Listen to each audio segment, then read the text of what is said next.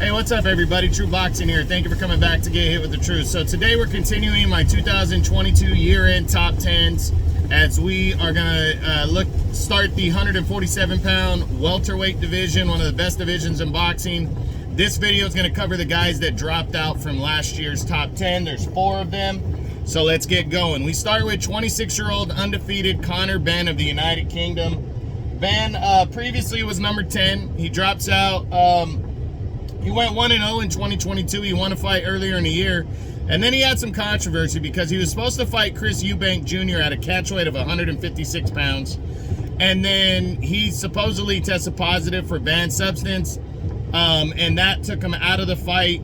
And, you know, the win he had earlier in the year, I can't remember if it was Chris Algieri or somebody along those lines, but it just wasn't enough to keep him in my top 10. So Benn is still ranked number 4 by the WBA, and he actually has solid rankings in the other governing bodies too.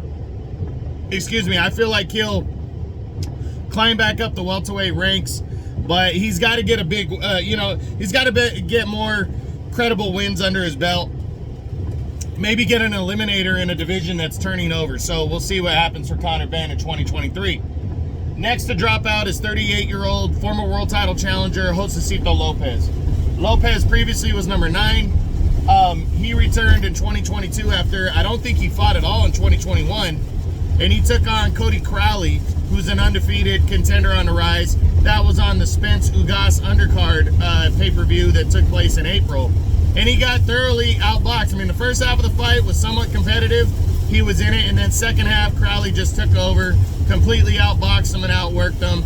Unanimous decision, and Lopez, that's all she wrote. But he did not formally announce a retirement. Not sure if Josecito wants to keep going. In terms of him being, on a competitive nature, I'm not sure.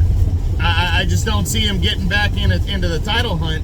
But hey, you never know. I mean, he might, once the division turns over, because you got fighters like Spence, who, Spence and Crawford probably going to be moving up in weight within the next year or so. Lopez might get a crack at one of the new champions. You never know, just because of his name recognition. So we'll see what happens for Josecito, but a tough loss and, a very good career. So we'll see. Next to drop out is 31-year-old contender Abel Ramos, actually former world title challenger Abel Ramos. Ramos previously was number 8. He entered the year, a very solid contender in a lot of people's eyes because, Abel Ramos had, I think he defeated Omar Figueroa Jr. He fought tough against Yordenis Ugas for the title in the last couple years. And then he ran into a little-known guy named, I think it was Jose San Martin. Don't hold me to that. But it was something along those lines, the guy's name, and he lost the decision.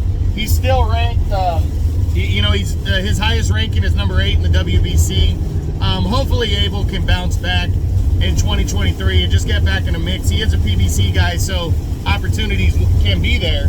But we just got to see how he bounces back off of that loss in 2022. And the last guy to drop out of the top 10 was former 2-division champion Danny Garcia. Danny moved up in weight to 154, and it's something he had been talking about since his loss in 2020 to Errol Spence. He had been talking about moving up in weight. Finally, in July or August, it was late July, he headlined a Showtime card and debuted at 154 against Jose Benavidez Jr. and got a victory. So that move up in weight takes Danny out of the 147-pound top 10 finally, a division he was at for quite a few years there. So that's pretty much it. That's what I got. Those are the dropouts in the 147-pound welterweight division, the guys that were in the top 10 last year and are no longer in it. I hope you guys enjoyed the video. If you did, smash the like button, leave a comment, and subscribe to the channel as my 2022 year-end top 10s continue. This is True Boxing. You've been hit with the truth.